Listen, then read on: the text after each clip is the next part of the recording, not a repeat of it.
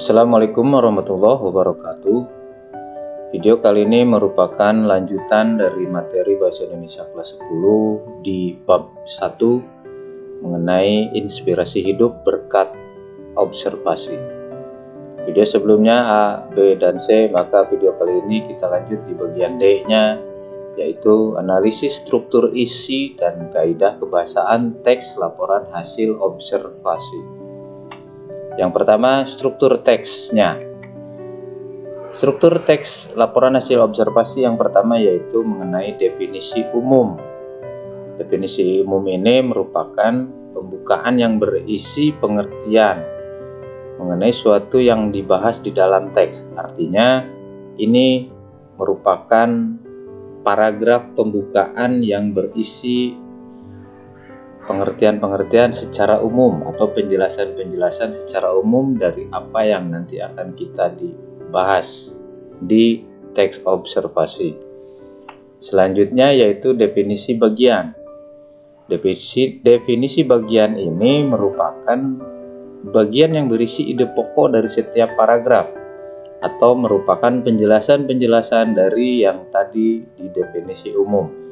Ini biasanya penjelasannya lebih terperinci, lebih khusus. Kemudian yang selanjutnya yaitu definisi manfaat ataupun perilaku. Definisi manfaat merupakan bagian yang menjelaskan manfaat dari suatu yang kita laporkan. Jadi dalam teks itu manfaatnya apa? Biasanya ini digunakan manfaatnya untuk benda-benda mati. Sementara itu, untuk mendefinisikan benda hidup, itu merupakan definisi perilaku atau sikap dari sesuatu yang sifatnya benda hidup. Selanjutnya penutup atau simpulan. Ini merupakan bagian rincian akhir teks laporan hasil observasi. Biasanya penutup ini berisi simpulan. Simpulan-simpulan dari hasil yang kita analisis, dari hasil yang kita cermati, dari hasil yang kita teliti di paragraf sebelumnya. Misalkan di definisi umum, definisi bagian, kemudian kita simpulkan di bagian penutup. Penutup atau simpulan ini bersifat opsional, artinya boleh ada, boleh tidak ada. Seperti itu. Lanjut di bagian keduanya yaitu kaidah kebahasaan teks laporan hasil observasi. Yang pertama yaitu imbuhan atau yang kita kenal dengan istilah afiksasi. Afiksasi itu terbagi menjadi 4. Yang pertama yaitu prefiks atau imbuhan awalan. Di dalamnya ada imbuhan di, ter, mi, me, dan ber. Kemudian yang kedua yaitu imbuhan sisipan atau yang dikenal dengan istilah infiks. Yaitu contohnya yaitu l, m, r, dan in. Yang ketiga yaitu imbuhan akhiran atau yang kita kenal dengan istilah sufiks. Ini contohnya yaitu akhiran an, akhiran kan, isasi, dan wan. Yang keempat yaitu imbuhan campuran atau yang lebih dikenal dengan istilah konfiks. Contohnya yaitu imbuhan per-an, ke-an, dan me-kan. Seperti itu.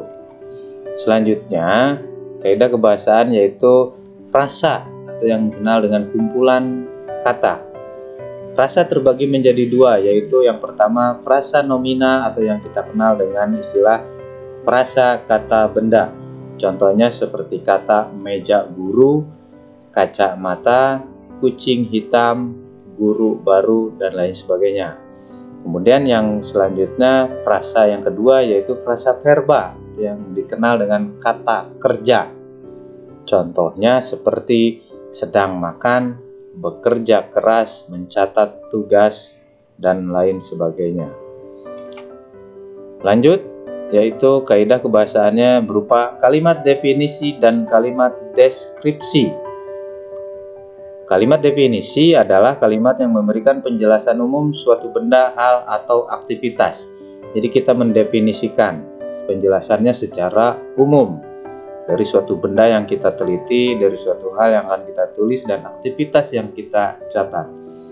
Kemudian kalimat deskripsi yaitu kalimat yang menggambarkan sifat dan ciri khusus suatu benda atau keadaan. Biasanya yang namanya kalimat deskripsi ini berupa kalimat yang berisi gambaran umum yang secara detail yang memperlihatkan sifat-sifat dan ciri-ciri khusus suatu benda atau keadaan yang kita tulis. Baik, selanjutnya kaidah kebahasaannya yaitu berupa kalimat simpleks dan kalimat kompleks.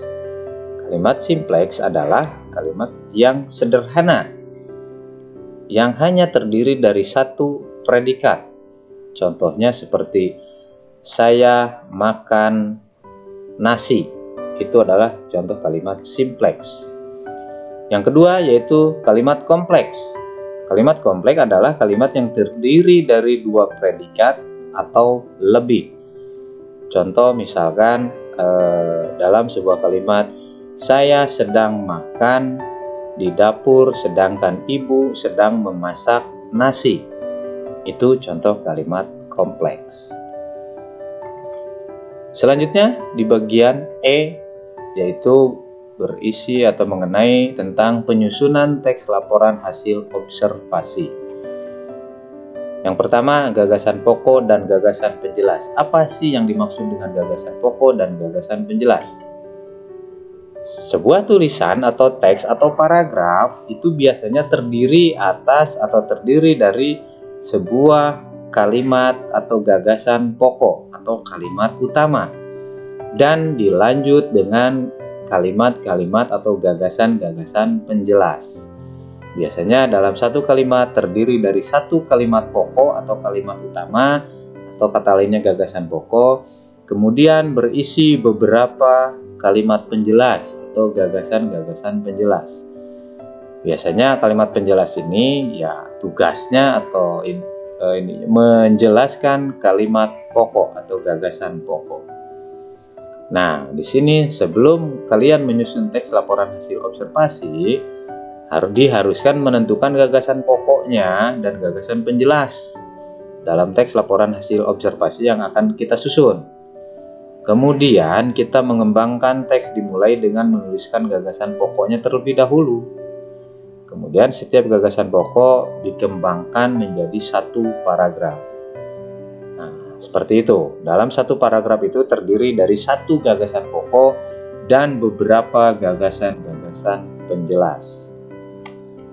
Selanjutnya yang kedua, yaitu langkah menyusun teks observasi. Ada beberapa langkah. Yang pertama, kita harus menentukan topik atau tema masalah yang akan kita amati atau yang akan kita teliti terlebih dahulu. Tentukan terlebih dahulu. Kemudian yang kedua, dan bagian B, merencanakan cara menyelesaikan masalah tersebut. Jadi topik permasalahan yang akan kita amati tersebut, kita rencanakan penyelesaiannya seperti apa. Kemudian yang bagian C, kita melakukan pengamatan sesuai dengan masalah yang telah kita tentukan. Kemudian kita meneliti ulang hasil pengamatan, artinya kita meninjau kembali apa yang sudah kita amati, apa yang sudah kita teliti sebelumnya. Kemudian yang E, kita membuat kerangka laporan hasil observasi. Kita buat dulu kerangkanya, susunannya, bab 1 apa, bab 2 apa, paragraf 1 apa, paragraf kedua apa, dan seterusnya.